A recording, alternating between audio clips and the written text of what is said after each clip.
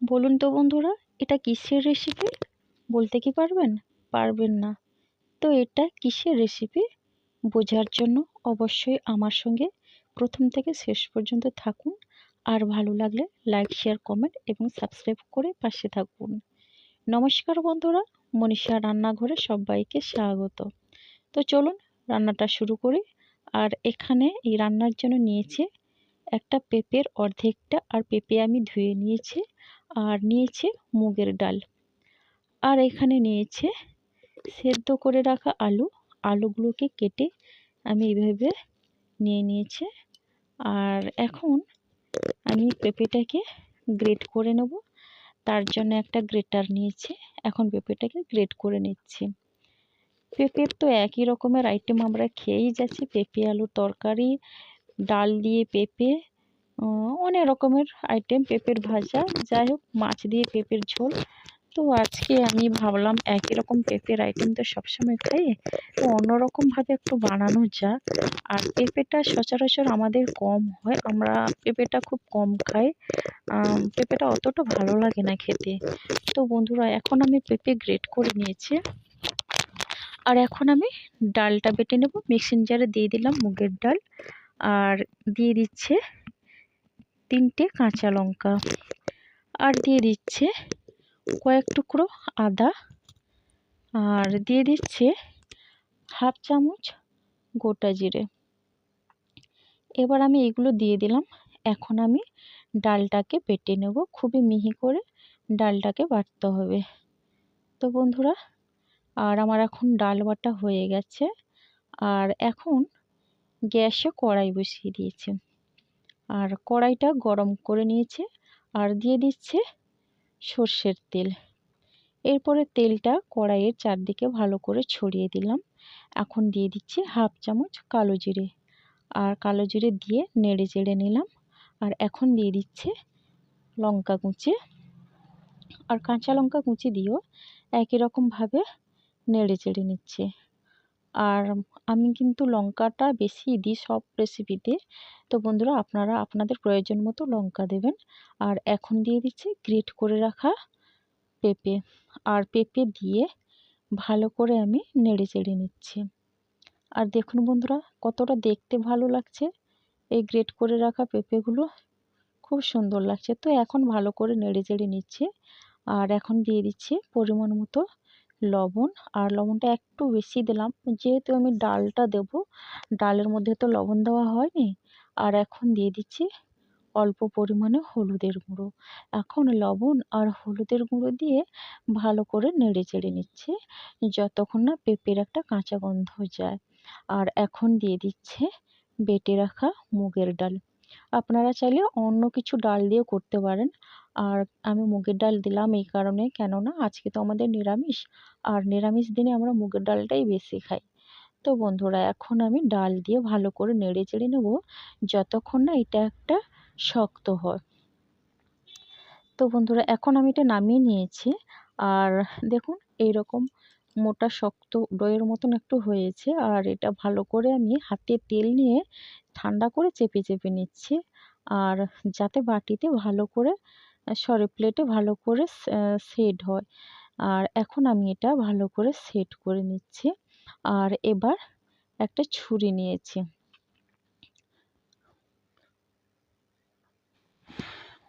আর ছুরি দিয়ে আমি সাইডগুলো এইভাবে চেপে এবার মাঝখান থেকে এইভাবে কেটে নিচ্ছি। এবার আমি পিস পিস করে কেটে নেব।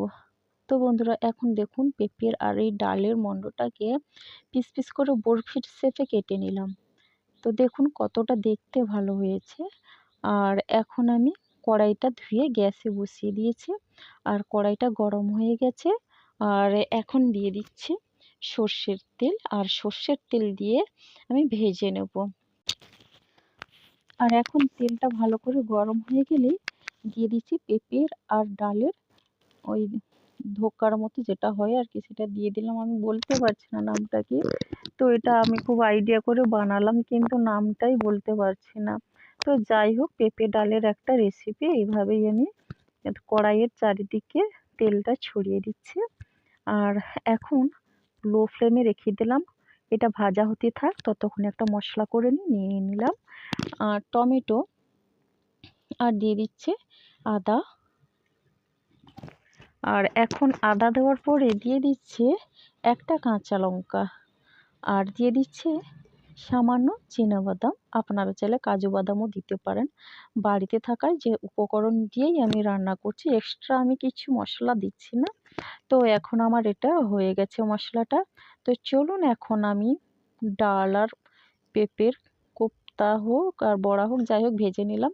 আর দেখুন আমি উল্টে পাল্টে এইভাবে দু সাইড ভালো করে ভেজে নেব। আর এইগুলো এখন ভাজা হয়ে গেছে দু সাইড, এখন আমি তুলে নিচ্ছি। তো বন্ধুরা দেখুন আমার ভাজা হয়ে গেছে। আর দিয়ে দিলাম কড়াইতে এখন আবারও সর্ষের তেল, আর তেলটাকে গরম করে দিয়ে দিচ্ছি সেদ্ধ করে রাখা আলু। আর বন্ধুরা এই রেসিপিতে আলুটা সেদ্ধ করে দিলেই বেশি ভালো লাগে। তো আলুটা আমি সেদ্ধ করে নিয়েছিলাম, আর সেদ্ধ করে আমি খোসাটা তুলেছি।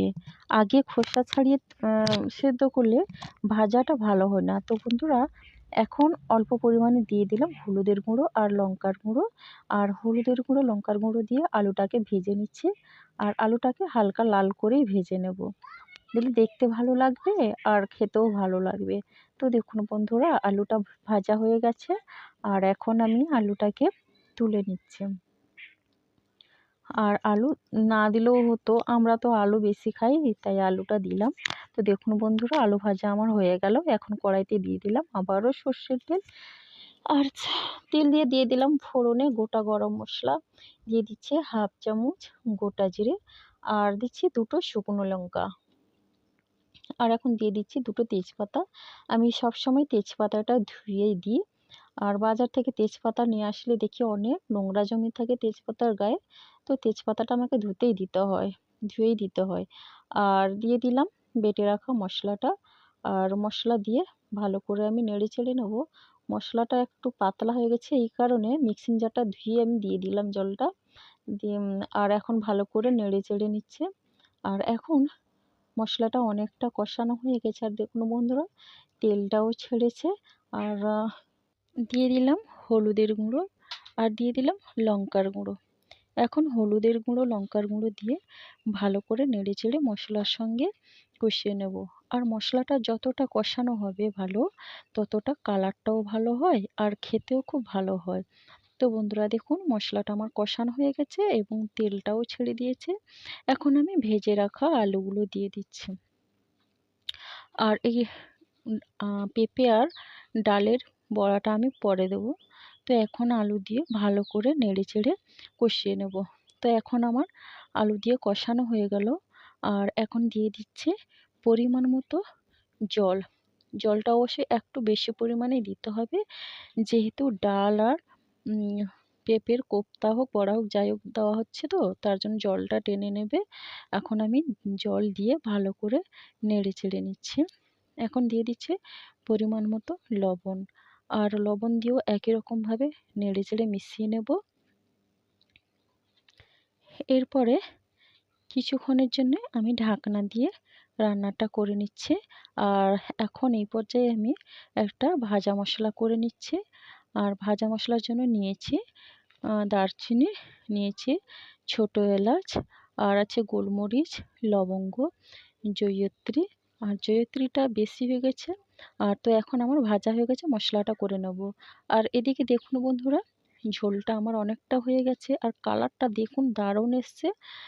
তো বন্ধুরা এখন আমি ওই ভেজে রাখা বড়াগুলোই দিয়ে দিচ্ছি। একে একে আমি সবগুলো বড়া দিয়ে দিলাম।